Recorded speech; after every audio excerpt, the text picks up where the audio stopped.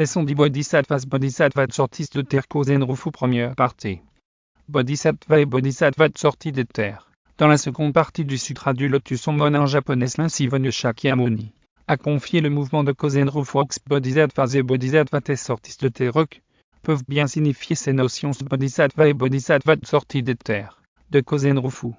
Qui sont les Bodhisattvas et Bodhisattva sortis de terre. Si le Bouddha a confié le mouvement de Kozen Rufu dans le Jambudvipa, le continent sud de notre planète Terre, aux Bodhisattva et Bodhisattva sortis de terre, qui apparaissent du chapitre 11, apparition de la tour au trésor, au chapitre 22, transmission, du Sutra du Lotus, c'est parce qu'ils et elles ont les karmas de l'emploi. La notion de Bodhisattva et de Bodhisattva, le Bodhisattva ou la Bodhisattva, sont à la fois des êtres prêts à l'éveil et des êtres extrêmement altruistes. Le Bodhisattva, un être prêt à l'éveil. Bodhisattva vient du sanskrit bodhi, qui signifie être prêt à l'éveil. Cette proximité avec la bodhéité est le résultat de la persévérance, et aussi d'un certain nombre de qualités par lui développées. L'état de vie de Bodhisattva se singularise par l'esprit de recherche, l'obsession permanente d'atteindre la bodhéité. La Bodhisattva, un être altruiste. La caractéristique essentielle de l'état de vie de Bodhisattva ou de Bodhisattva est l'altruisme doublé d'empathie. Daisanin ne dit pas autre chose. Ceux qui sont dans l'état de Bodhisattva vivent parmi les simples mortels des 6 voies inférieures et sans s'accorder beaucoup d'importance à eux-mêmes, et en respectant les autres, en prenant le mal pour eux, et en donnant le bien aux autres. L'épreuve lotusique de la mission confiée par le Bouddha aux Bodhisattvas et de Bodhisattvas sortis de terre, 12 chapitres du Sutra du Lotus, apporte la preuve de la mission de Kozen Rufu confiée par le Bouddha aux Bodhisattvas et Bodhisattvas sortis de terre. Parmi ces 12 chapitres, 5 traduisent au mieux la mission à eux confiée par le Bouddha. Il s'agit des chapitres 11, 15, 16, 21, 22 du Sutra du Lotus. Le chapitre 11, apparition de la tour au trésor, qui est notre bonne. Dans ce chapitre 11, les Bodhisattva et Bodhisattva sortis de terre n'apparaissent pas.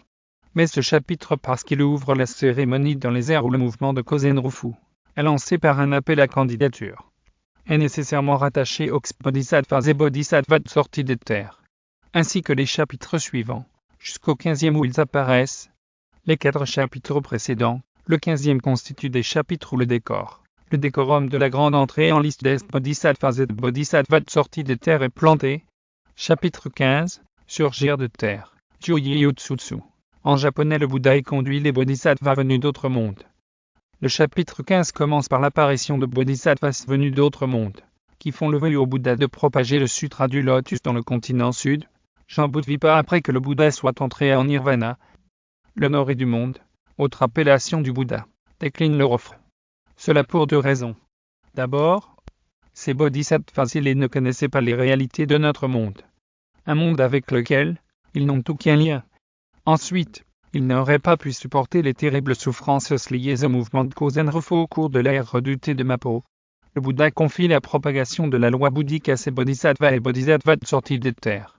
Le Bouddha retourne aux candidats au mouvement de Kozen Rufu, qu'il a sous son ordre de grands Bodhisattvas et Bodhisattvas, qui s'acquitteront de cette mission.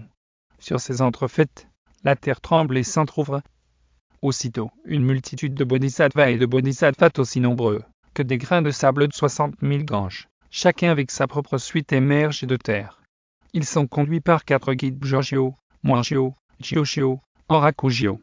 Chapitre 16. Juryo, durée de la vie du Bouddha. Dans ce chapitre, le Bouddha Shakyamuni rassure une partie de la grande assemblée, qui doute de ce que le Bouddha ait été le maître de cette multitude, sur le lien karmique profond qui existe entre lui et ses Bodhisattvas et Bodhisattvas sortis de terre, depuis qu'il a atteint la bodhéité au cours de la lointaine période dite Goyakuj Intengo. Chapitre 21. Les pouvoirs transcendantaux de l'ainsi venu. Dans ce chapitre 21, joignant les paumes de leurs mains, le Bodhisattva et Bodhisattva sortis de terre prennent l'engagement de propager la loi bouddhique au cours de l'ère très redoutée de Mapo. En ces termes, au nord du monde, après que le Bouddha soit entré en extinction, dans les endroits où les émanations de l'honneur et du monde vivent, nous prêcherons ce sutra largement. Pourquoi ? Parce que nous voulons nous-mêmes acquérir cette grande loi, vraie et pure. Pour la lire, la réciter, l'expliquer, la prêcher, la transcrire, et lui faire des offrandes. Le Bouddha renchérissant leur dit: après que je sois entré en Nirvana, vous devez accepter ce sutra, le transcrire et le mettre en pratique selon ses directives. Chapitre 22. La transmission. Dans ce chapitre 22, La transmission est l'apothéose de la présence de Bodhisattva et Bodhisattva sortis des terres dans le Sutra du Lotus. Ce chapitre 22 est le chapitre qui consacre la transmission définitive de la loi bouddhique aux Bodhisattva et Bodhisattva sortis des terres afin qu'il l'a propagée largement. Maintenant je vous la confie. Vous devez résolument propager cette loi à l'étranger. Faites en sorte que ces bienfaits se répandent largement. Vous devez soutenir, lire, réciter et diffuser largement cette loi, en faisant en sorte que tous les êtres vivants de partout l'entendent et la comprennent. Les Bodhisattva et Bodhisattva sortis des terres acceptent volontiers, avec une très grande joie cette mission. À 3 reprises, à l'unisson et à haute voix, et acquiescent, nous réaliserons respectueusement toutes ces choses exactement, comme l'a ordonné le Nord et du monde. Par conséquent, nous supplions le Nord du monde de ne pas avoir de soucis à ce sujet. Exemple de Bodhisattva tiré de l'histoire, il s'agit des exemples de Fukyo et Vimalakirti. L'exemple de Fukyo, l'histoire de Fukyo sera traitée dans un mini-sutra à paraître.